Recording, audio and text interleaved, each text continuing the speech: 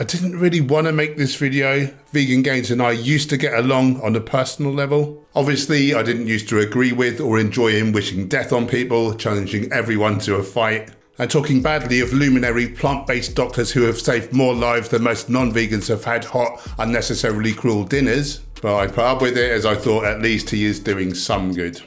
And at the end of the day, we don't need more infighting. Thousands of animals are being unnecessarily murdered every second, and this is where our focus should go.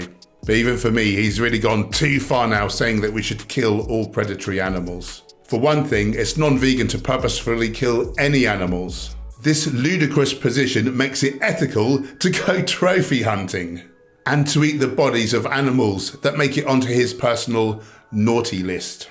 Massacring millions of animals just because they were born the wrong species.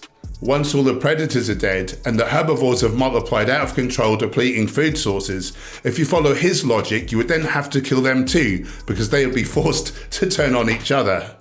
No vegan in their right mind is going to agree with his position. I wish he would change his channel name, omitting vegan, because he is now not. It's confusing the issue and tarnishing veganism, making us look like idiots. In his mind, with his very black and white thinking, you're either with him or against him. It's only a matter of time before he inevitably decides you're a moron because you don't agree with him on one single issue and starts bad-mouthing you in live streams and in videos. If he's this toxic towards fellow vegans and former friends, then perhaps the way he acts is doing more harm than good for the vegan movement. Today, he came into Happy Healthy Vegan stream asking Ryan's position on this predatory animals argument. Ryan responded that he didn't want to get involved, so Vegan Gains challenged him to a debate. When Ryan said that he didn't want to be associated with such a ludicrous topic, Vegan Gains told him that he was scared. He doesn't like anyone disagreeing with him on any single topic and just can't let it go. At least he didn't demand a cage fight in this instance, so that's something, I suppose. I once had to endure him and two of his similarly minded cronies trying to bully me into changing my position on a medical matter. If you'd like to optimize your health, body shape or performance with a vegan diet, then please check out my new online nutrition course. I've launched it at a low introductory price. It contains 14 videos, 2 cookbooks, and masses of downloadable and printable PDFs, including a complete nutrition chart for all ages and stages of life, so you can be sure that the whole family is thriving. 1. A dermatologist who disagreed with my understanding of things tried to invade my live stream as I was then trying to finish up. He didn't get what he wanted there, so then he barraged me with DMs demanding a phone call. I found his manner so obnoxious and condescending that I told him I just didn't want to speak to him. After another barrage of messages, I simply blocked him. The fact is that all the legendary plant-based doctors that have been having massive success disagree with his perspective. Some of them have been practicing for decades and are experts in this particular field, which doesn't involve the skin. I'm open to the idea that he could be right and they could be wrong, but because of his ineffectual, egocentric communication style, I just didn't want to converse with him. Currently, the peer-reviewed literature sides with the experts. If new evidence supporting the dermatologist claims supersedes this, then I'll go along with that with no qualms. But these people just cannot take no for an answer. So then another guy started messaging me, a supposed philosophy expert. He said I should listen to his opinion and have the call because I wasn't a doctor.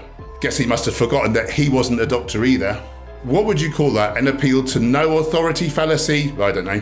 And again, the consensus among all the best plant-based doctors is that he's wrong. So that's a double fail. I mean, which doctors are you supposed to listen to? They can't all be right.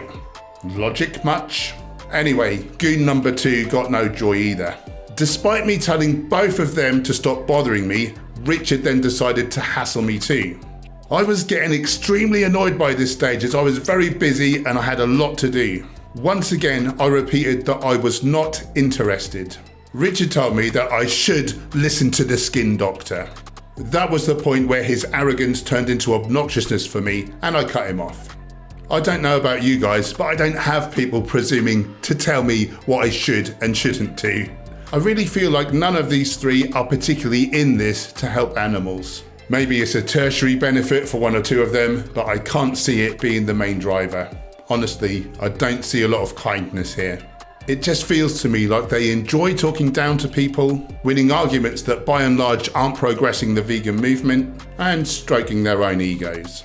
If they took that same time and passion and focused it on just saving animals in the best way possible, they would all three be very powerful assets. But I don't think it's going to happen, particularly with Vegan Gains.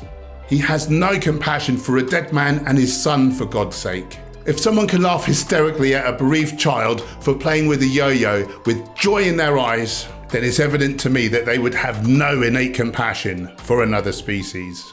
Just my opinion. I hope he proves me wrong and starts showing kindness for all species. But if he can't do that, then please lose the vegan tag. Now click this.